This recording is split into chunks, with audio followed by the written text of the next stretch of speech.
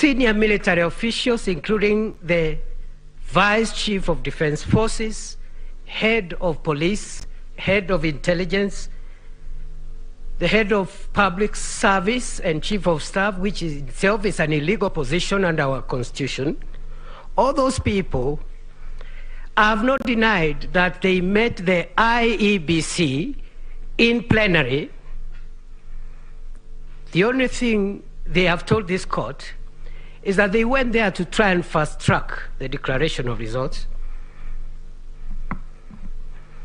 and not to do what Mr. Chebukati has told this court on oath, which is they went to go and try to have the first petitioner declared as president of the Republic, or otherwise force a runoff between him and my client.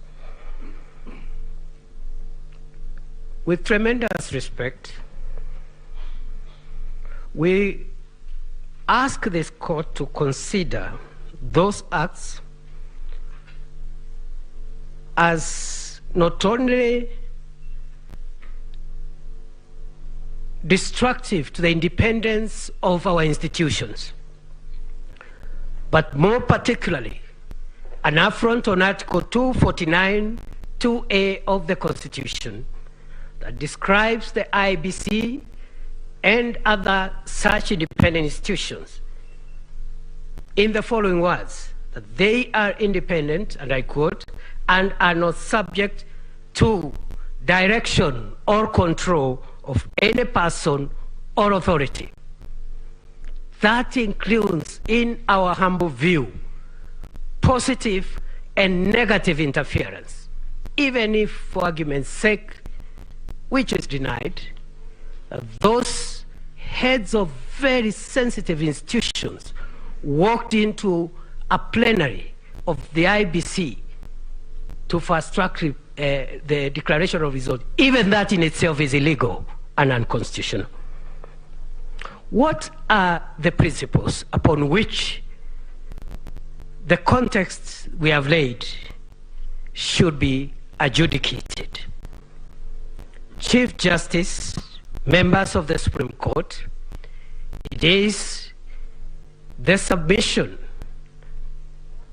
of the first respondent that there are at least three immutable principles that run across most Commonwealth jurisdictions upon which this petition and its offshoots should be adjudged.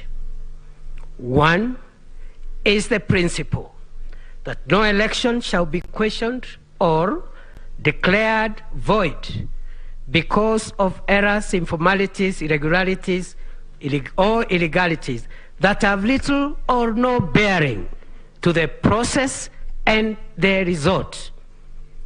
This principle, Chief Justice, judges of the Supreme Court, this principle has endured for more than 150 years and was first initiated in the United Kingdom Ballot Act of 1872, Section 13. 2, that the burden of proof in election petitions lies on the person who seeks judicial invalidation of the election, not on the respondents. This principle has been cited in one of the authorities we have relied in and already highlighted by learned counsel's senior counsel, Fred Ngatia, the case of John Mahama versus the Electoral Commission of the Republic of Ghana, 2021. Principle number 3, and this is specific to Kenya, and the Maina Kiai decision. The polling station is the true locus for the free exercise of the voters' will, and I'm shocked to see the petitioner and the latest pseudo petitioner, because when I listened to the Attorney General, with due respect, I clearly thought that we are listening to another petition, especially on the issue of Article 138.3c, despite the assurances that he was not opposed to any petition, and I think he fell short of saying he's supporting the petitions. What are the specific principles in the interest of time? The first one, those are the three are the general principles. What are the specific principles? One, and what I intend to demonstrate with these specific principles and the general principles is that the answer to the question on the issue number 5 is in the affirmative. That yes, the IBC carried out verification, tallying, declaration of results in compliance with 138.3c and 138.10. These are the reasons. Number 1, the verification and tallying happened and was done by the chairperson, commissioners of IBC and the staff at the National Tallying Center in the presence of the candidates of the agents of the presidential candidates. And this is in the affidavit of William RUTO, paragraphs in support or in opposition of the petition, paragraphs 18 to 20, and the affidavit of Veronica Nduati, paragraphs 7 to 14. Number 2, the IBC complied because an interpretation to the effect that Article 138.3c refers to the 7 commissioners, or a majority of them, is inaccurate and pedantic for this reason, that the Constitution and the Elections Act attributes to the Commission certain acts that are eventually done not by commissioners but by both the permanent and temporary staff of the IBC at the polling station, at the constituency returning the constituency tallying center and county tallying center, and I dare say even at the national tallying center. And that explains why, for example, the Constitution in Article 86.5 and 86B and 86C talks about the commission, but the work eventually is done by returning officers and in the first instance by the presiding officers. C, B, and C of Article 86 of the Constitution, which is not speaking about the National Assembly election or any other election, but the presidential election. The actions of returning officers, presiding officers, are deemed to have been done by the Commission, and that explains our argument. Number 3, an interpretation to the effect that Article 138.3c refers to the 7 commissioners would lead to an absurdity in interpretation, because it is not humanly possible for the 7 men and women who are commissioners, however important they think they are, it is not humanly possible for them to tally results emanating from 46,229 polling stations across the country at the moment. Number 4, verification, tallying, and declaration was done because the right of franchise, Chief Justice, judges of the Supreme Court, this right in Article 38 of the Constitution cannot be subjected to the will, to the veto, or even to the ego of 7 men and 7 women. Even if, as they claim, they think they hold the constitutional veto to try and moderate or alter or balance the will of the people as expressed at the polling station and as received in original 39As. Number 5,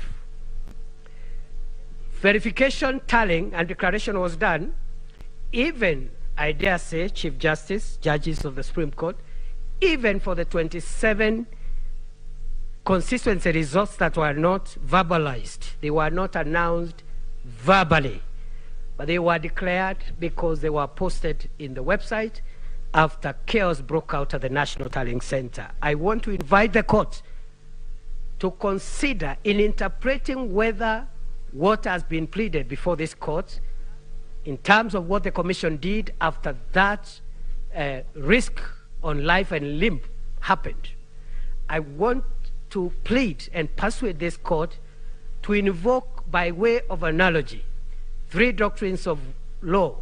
The first one is the doctrine of frustration in the law of contract, where there are contractual obligations to be performed, but the contract is frustrated. Number 2, the doctrine of necessity in international law. And thirdly and finally, the doctrine of supervening impossibility, where there are legal obligations, but the party on whose those obligations accrue cannot perform them as a result of supervening impossibility.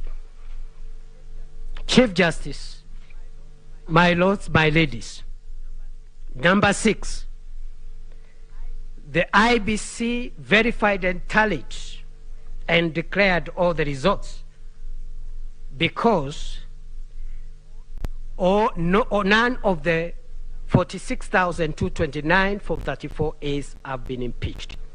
Number 7, the IBC verified, tallied, and declared all the results because the tallying that happens at the National Tallying Center is basically clerical. And I think the commissioner should know none of them, including the chairman, has any role whatsoever that is significant other than just recording the clerical and arithmetical issues.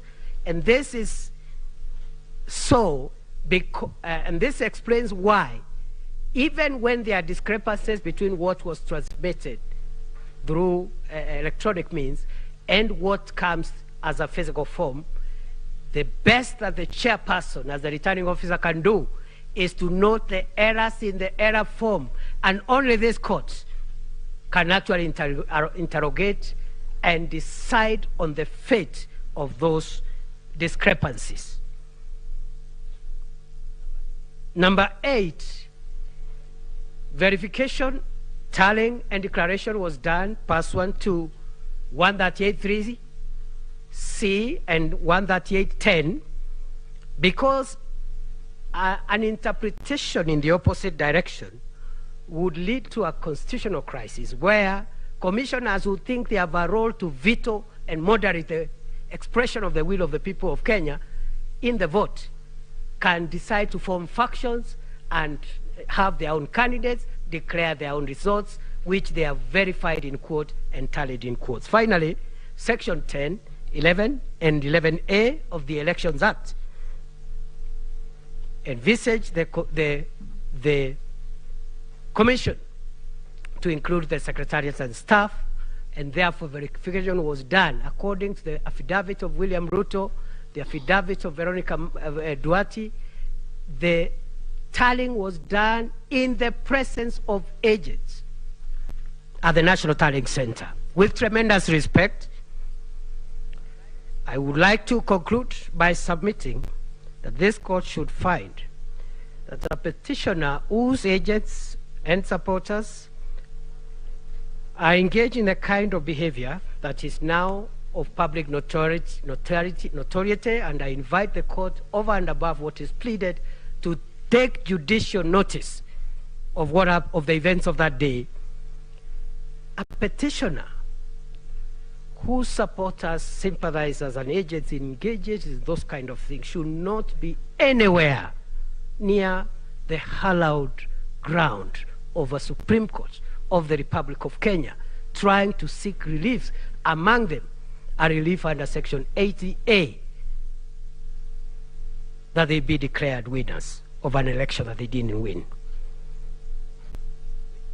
We submit that the mob that swelled our image, the image of our nation, including the conductors of the orchestra, are now before this court shouting loudest that we must release Barabbas. This court should stop Barabbas and his mob from benefiting from their own malfeasance. We pray that all the petitions, including the submissions by the Attorney General, particularly on this issue of Article 138, those petitions be struck out with costs. I respectfully and humbly submit. And now, with the permission of the Chief Justice and the court, I yield the microphone to Senior Counsel Kirago Kimani to address the court and submit on issue number 7 and number 8. I thank you.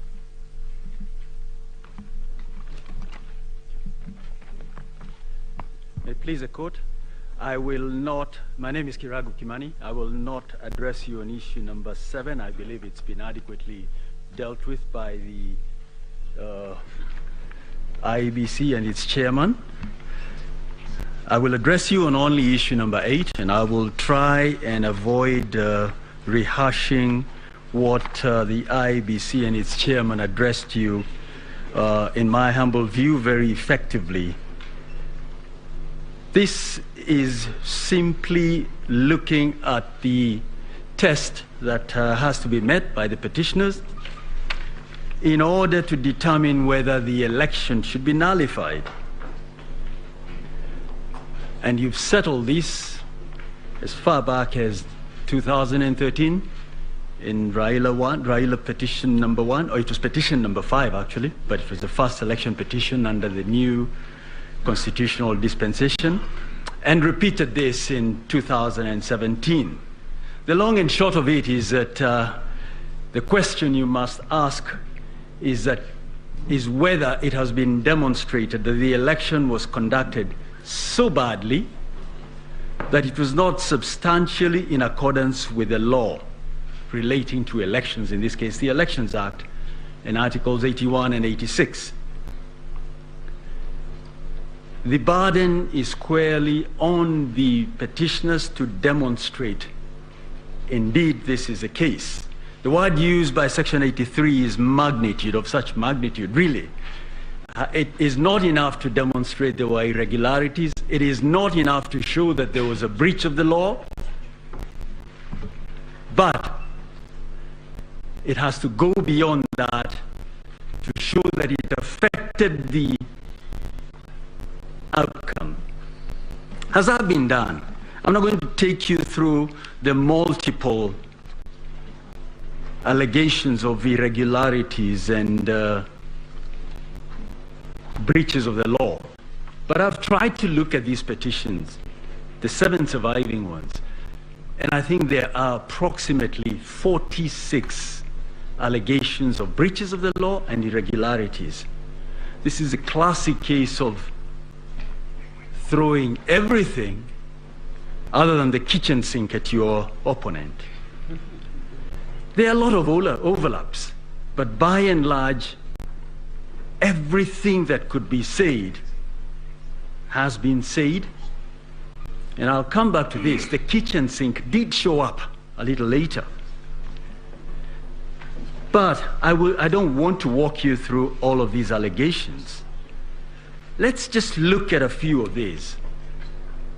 It's alleged that there has been an infiltration of the IEBC system. I'm not going to rehash what Mr. Mahatomane so well explained to you. But I think these petitions are an invitation to this court to lay down the law. It's one of your jobs. That it's not enough to show up here and throw things out there and say, we hope some of it will stick. No. People must be held to account. They must be told, show us where the evidence is. And indeed, this is what Rule 9 of the Supreme Court Presidential Election Rules requires, that when a petitioner presents a petition, they will also furnish evidence. Has that been done in my humble submission? No. This evidence of infiltration, in the first instance, was put in various affidavits. John Mark Githongo, you've been told about how he recanted this. There were allegations in various other affidavits. And what happened then? There was a robust response from the referee, the IEBC, and the first respondent. And then what do we have?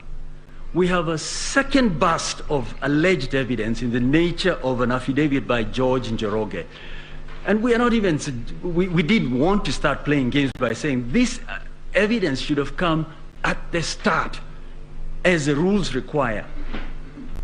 So this case keeps being panel beaten as we move along. And it's not just petition number 5 where this happens.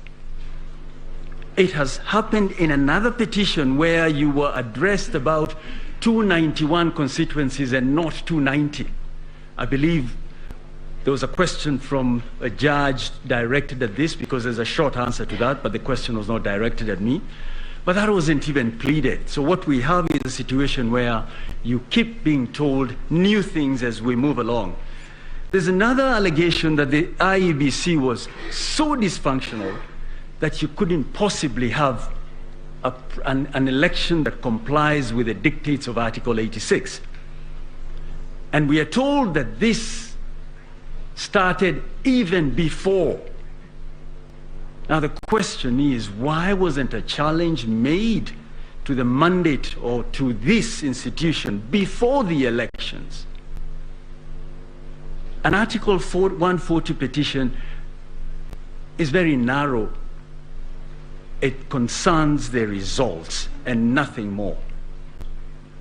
This petition has been turned, or these petitions, by many of the petitions, has been converted into an attack on the second, on the chairman or the chairperson of the IEBC. It's not the function of the court to look at the conduct of the chairperson with a view to taking action. You were addressed in great detail as to why or how he has affected the last 2-3 elections. So what were we waiting for when Article 251 tells us what to do? The Leadership and the Integrity Act tells us what to do. Let me very quickly, without going into any more of these 46 alleged irregularities and breaches of the law, just try and illustrate just how bad these petitions are, or how lacking in substance they are. And I will, Mr. Mahatsomane, my land friend Mr. Mahatsomane has spoken to this, but I want to illustrate by showing you just a little bit about what was contained in the affidavit of Arnold Odinga, Ochieng Odinga. And if I could just, if it could be put up, I want us to look at what has been presented before this court.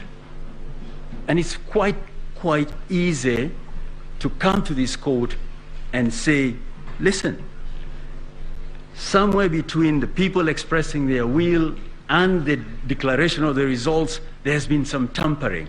Let's look at what they say.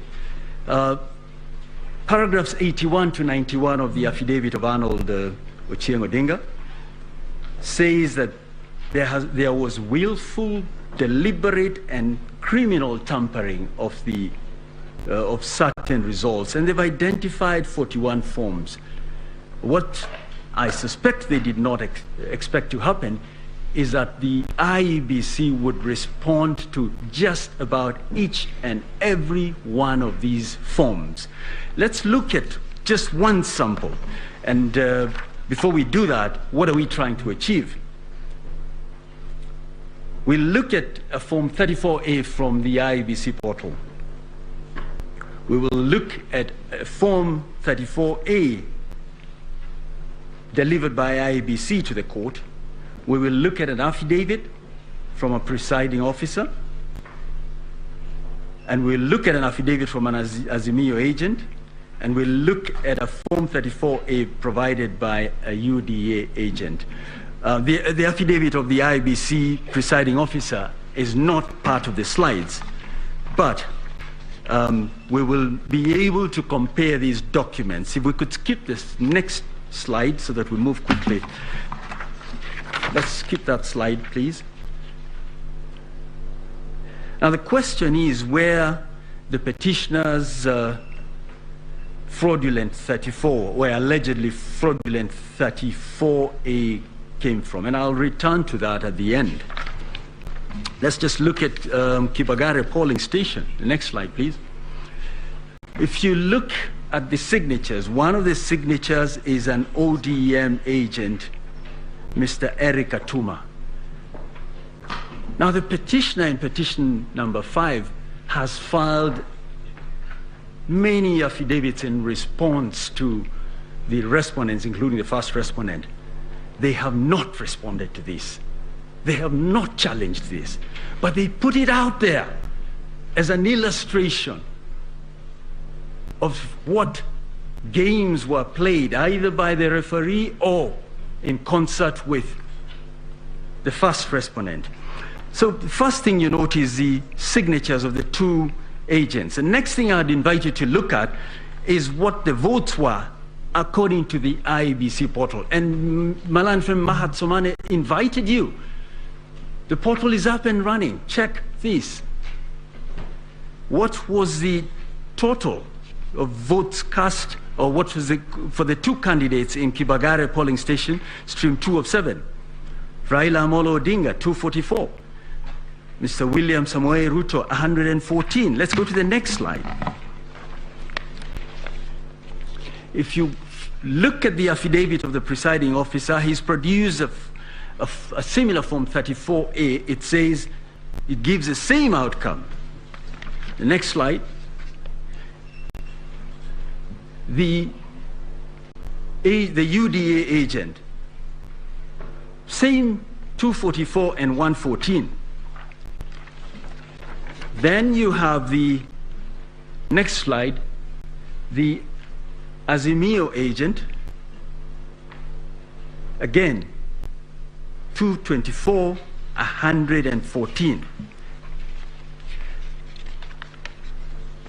The next slide is the affidavit of their own agent. He says, what is in Mr. Odinga's affidavit is not what I submitted to the party. They decide, we're not going to respond to that. But we expect the court somehow to determine that there were fraudulent Form 34As. Is this right? Let's go to the next slide. What is in Mr. Odinga's affidavit? Look at the last column. It says, for Raila Amolo Odinga, 244 votes. For Mr. William Samoei Ruto, 38. What happened to the other votes? Something is fundamentally wrong. And this is just one document. We have filed other affidavits which illustrate what happened here. Let's look at the next slide. The law requires the IEBC to deliver certain forms. I'd invite the court to look at the form for this particular location, this particular polling station, and see whether what has been set out in Mr. Odinga's affidavit is correct. Let's go to the last slide. What then are we telling you? The numbers between the IEBC portal